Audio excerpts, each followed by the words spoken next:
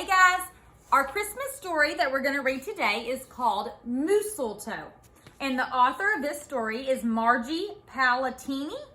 And the illustrator, the person who drew the pictures, is Henry Cole.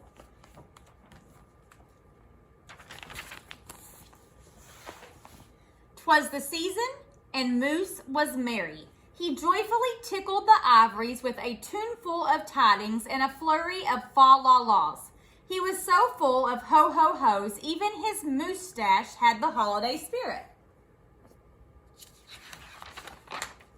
But Moose was more than just a bit merry and bright. He was busy, busy, busy. There was a lot to be done on his list of to-dos. But with orderly organization, a bit of regimentation, lots of imagination, and just plain old Moose know-how, getting ready for the big day should have been simple. Easy. Yes, in all probability, just perfectly perfect.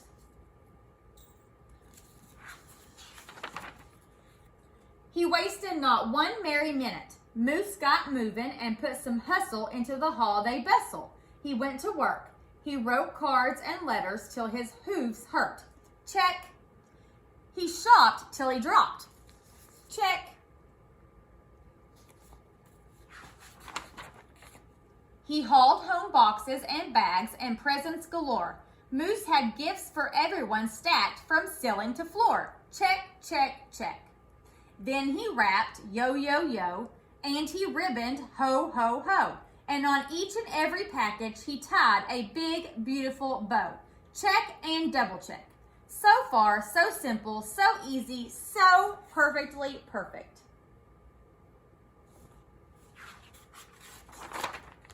Another look at the list, and Moose headed for the kitchen. He pulled out the pots, pans, and bowls, sifted through stacks and racks of cookbooks. He whisked with his left, spooned with his right. Moose baked tons of tins of cookies. Check.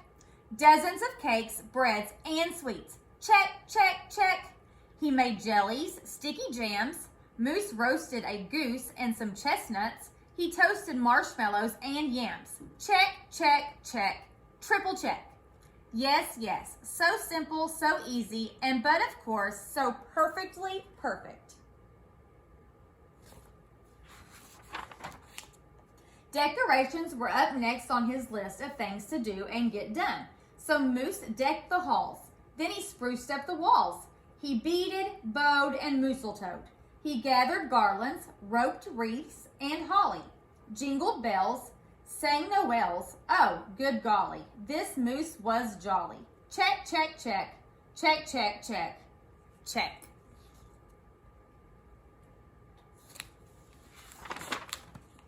Last but not least, he hung all the stockings, each and every one with special care. And just in time, too, soon Santa would be there. Check and final check. Yes, sirree, getting ready for Christmas was an absolute snap. And so simple, so easy. And if he did say so himself, Moose thought totally, utterly, completely, perfectly perfect.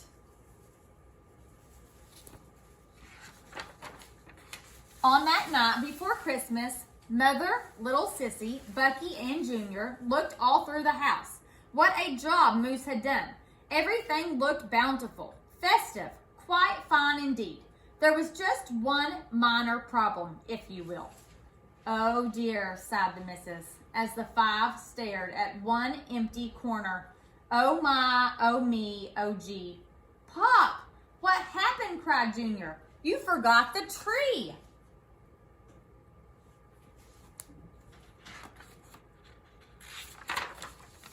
Oops! Where would they hang the tinsel, string the popcorn, light the lights? Where would Santa leave his gifts for the kiddies on Christmas Eve night? So Moose pulled on his galoshes and put on his hat. He would find a tree somewhere, somehow, and that's all there was to that. So out went the Moose, braving blustery, blowing winds and the cold, trudging through snowdrifts, courageous and bold. Moose first hoofed it down to the corner, not a tree to be had. Then he slid around the block. Uh-oh, things were looking bad. He went down every boulevard, street, and little road. He looked down lanes and alleys. Every tree had been sold. There wasn't a branch, not a twig, not even one lousy bowless bough hanging around. Nope, nada, nothing, not a tree to be found. No tree, sighed a sad moose as he came home empty-handed that snowy eve. The kids tried to make the best of it. They said, "Oh, so who needs a tree?" But Moose could plainly see they were short on the glee. He knew he had to do something, and that's just what he did. In the empty corner he stood and spread his arms out very wide. Then he smiled at his children, and he winked at his bride. "Kids," he declared, "fetch your forgetful pop some of that tried and true family glop." So back came the kids carrying a big pot of glue, and without a word to one another, they knew just what to do. They each took a part, grabbing strands, taking hold, then carefully, oh so carefully, they glopped and they plopped, they pasted and they pressed, they curled and twirled every which way a follicle could fathom, until Moose's magnificent moustache was indeed even more of a marvel to see.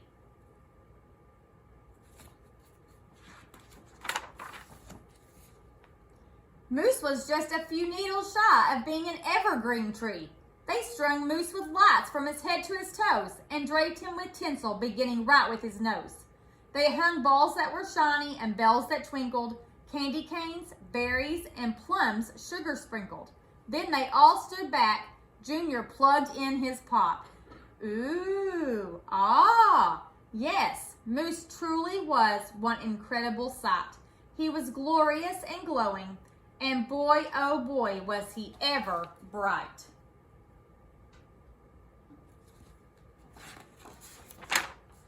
Then Junior placed the star on top of Moose's head. He gave him a kiss and a pat, and they all headed off to bed. Except Moose, of course. He stayed in the corner instead, still twinkling and blinking and waiting for Santa. Oh, so it wasn't so simple, and it wasn't so easy. And okay, it wasn't so perfectly perfect. But do you know what? It was pretty close. Ho, ho, ho. I think that Santa is in there with the moose. That was a pretty good idea, huh? All right, I hope you enjoyed that story, and I will talk to you all later.